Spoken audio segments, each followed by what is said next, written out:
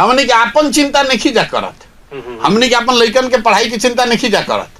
आदमी यही में खुश बगे मोदी जी बुलेट ट्रेन बनावता गुजरात में। अरे भाई मोदी जी गुजरात में बुलेट ट्रेन बनावता तो तोहरा का मिलल है जा बिहार में? ए भाई मोदी जी चाइना पे चढ़ाई कर दिलन तो तोहरा का मिलल भाई बिहार में? ऐसे गुजरात के आदमी सोचता कि भैया बुलेट ट्रेन हमारा यहाँ बनो, फैक्ट्री हमारा यहाँ लगो, हमारा यहाँ रोड बनो, तब न मोदी जी के वोट देता है।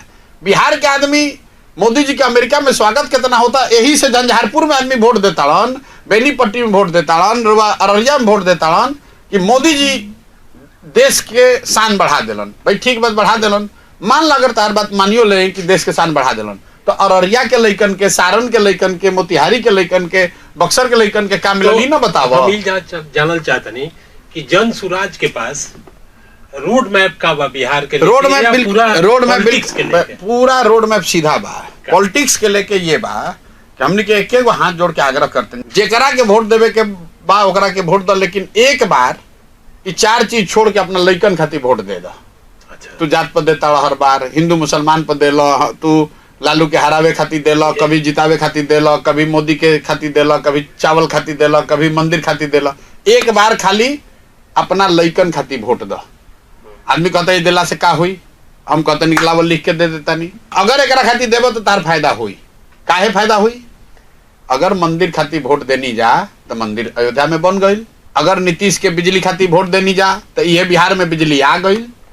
5 किलो अनाज खातिर मोदी के वोट देनी जा तो कतनो भ्रष्टाचार बा, 4 किलो अनाज एहू बिहार में बटता। आवाज आ सम्मान खातिर वोट लालू के दियाइल तो आज बिहार में जो गरीब पिछड़ा बा कह सकेला कि लालू के राज में हमारा आवाज सम्मान मिलल। अगर हमनी के सिलेंडर खातिर वोट देनी जा तो जैसे दूसरा राज्य में सिलेंडर बटल बा तो बिहारों में सिलेंडर बटल बा। अगर हमनी के गुजरात में विकास खातिर वोट देले बानी जा तो गुजरात में विकास होते बा। हमनी के लइका जाके गुजरात में नौकरी मजदूरी करिए रहल बान। ई का बतावता है? लोकतंत्र में वोट किसको दिया जा रहा है, इससे ज्यादा जरूरी ये बात है, ज्यादा महत्वपूर्ण यह है कि वोट किस बात के लिए दिया जा रहा है। मोदी देश के प्रधानमंत्री बावन, गुजरात के भी प्रधानमंत्री, बिहारों के प्रधानमंत्री। गुजरात में लोग वोट देता मोदी के बुलेट ट्रेन खाती, गिफ्ट सिटी खाती, इंडस्ट्रियल डेवलपमेंट खाती, विकास खाती। अब बिहार में मोदी जी के वोट हमने काहे खाती देते नहीं जा? 5 किलो अनाज खाती। ई रवा बताई कि मोदी के जौन वोट हमने के बिहार में देता नहीं जा, कोई कहाँ कहता कि भैया फैक्ट्री, शुगर फैक्ट्री जा लगाई तो वोट दे। ये देश में कौन ऐसा उद्योगपति बा जरा के मोदी जी कह देस कि भाई तोरा बिहार में 5 गो चीनी मिल लगावे के बाद केकरा दम बाकी कह दी कि ना लगाई। एक राजनीतिक तौर पर 2 गो बात सिखा रहे हैं 3 वर्ष से, वोट अपने बच्चों के लिए दीजिए और वोट का कीमत सही लगाइए। वोट का कीमत नाली गली नहीं है, वोट का कीमत 5 किलो अनाज नहीं है, वोट का कीमत मंदिर मस्जिद नहीं है, वोट का कीमत है आपके बच्चों के लिए शिक्षा और रोजगार। कि पहली बार पिछले 25-30 साल में हजारों लाखों की संख्या में लोग इतना तो कह रहे हैं ना, भाई बात तो बढ़िया कह रहे हैं। बिहार में प्रयास तो एक होना चाहिए था, ये प्रशांत किशोर कर रहा है, होना ऐसे ही चाहिए। होगा कि नहीं होने में 10 वर्ष समय लगेगा, 5 वर्ष लगेगा, ये लोग कहता है, ये भी लोग कहता है कि भैया घबराई मत, 5 वर्ष लगी लेकिन हो ही जरूर।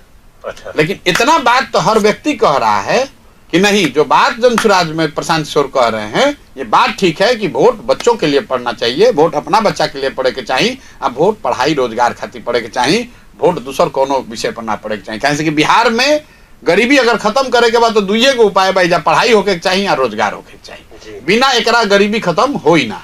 तो अगर हमनी के गरीबी से निकले के बाद तो शिक्षा रोजगार चाहिए, और शिक्षा रोजगार चाहिए तो मेरे भाई हाथ जोड़ के कहते हैं अपना लइकन खातिर वोट दे दो, आना तो लिख लो प्रशांत किशोर आवस कि मोदी आवस कि लालू आवस कि फलाना आवस कि 10 गो प्रशांत किशोर आ जास।